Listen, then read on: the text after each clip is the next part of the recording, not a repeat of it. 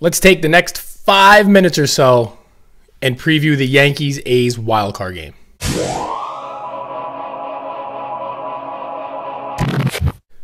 Well, it's here.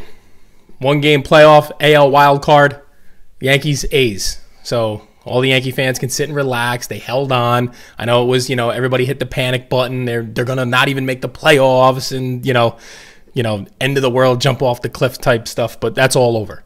Turn the page. Anything can happen in the 1-game playoff. Let's just jump right in. We know the Yankees lineup is deep, right? I mean, you're going to have McCutchen, Judge, Hicks, Stanton, Gregorius, Torres, Andujar, Sanchez. But the Yankees have a couple distinct advantages, and the first one I just said is their lineup's deeper, right? They can outslug everybody. They'll be able to outslug the A's if they need to. One of the keys, though, is the Yankees' bullpen. So where Oakland's going with an opener, the Yankees are going with a starter, obviously, in Severino. The key here, though, is that Severino could go 6-7 innings and pitch great. The flip side is he could go 1-2 innings and implode. But the Yankees have the luxury of having a really short leash and not worrying about it because their bullpen can piece together those 7 1/3, 7 2/3 innings if it looks like he's even going to blow up. The Yankees have that good of a bullpen. Now, if he goes 6-7 innings, that's even better, obviously, because the Yankees can shorten that game because they really do have a dominant bullpen.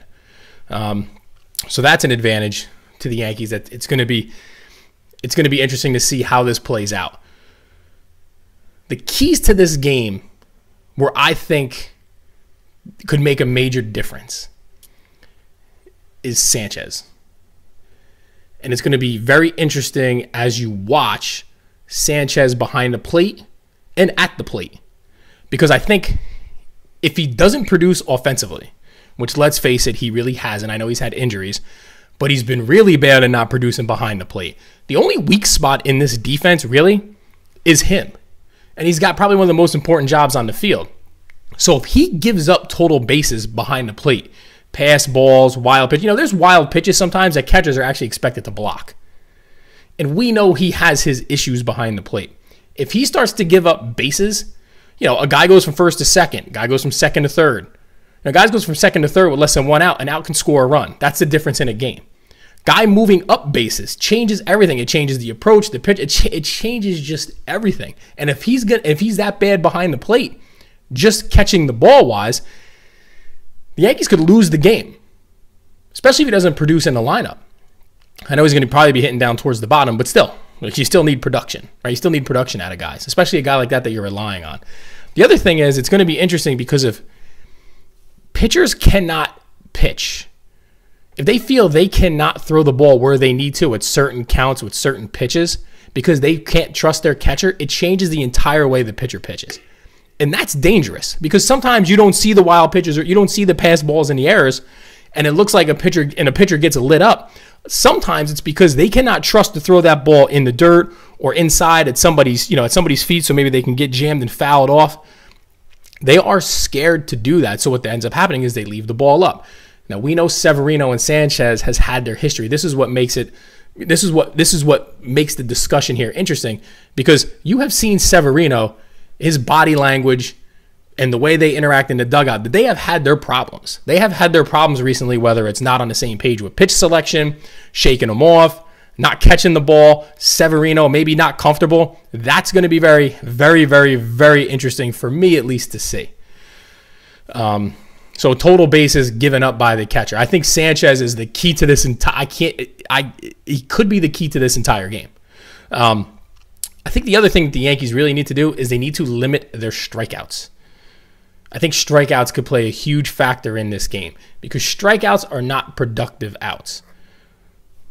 They're not, right? There are teams that can manufacture runs off of outs because they can move runners, ground balls, put balls in play, maybe errors happen, who knows. When you have a team that strikes out a lot, then you rely too much on the double or the triple or the home run, those big hits in the gap. And that doesn't happen a lot in the playoffs, especially when you're playing against good pitching. Right? That was the whole thing when the Yankees played the Tigers in the ALCS with A-Rod and Teixeira and all those guys. They relied too much on the home run. They struck out a lot. If the inability for the Yankees to move runners, if that happens in this game because of strikeouts, the Yankees will not win the game. they have to be able to get guys into scoring position with productive outs. The problem is when the Yankees a lot of times make outs, they're not productive outs. They don't move runners or strikeouts. And that could play a major part in this game. In the end, the Yankees are a better team. They're deeper. They're better defensively, I think. They're deeper with their lineup. They're deeper in their bullpen.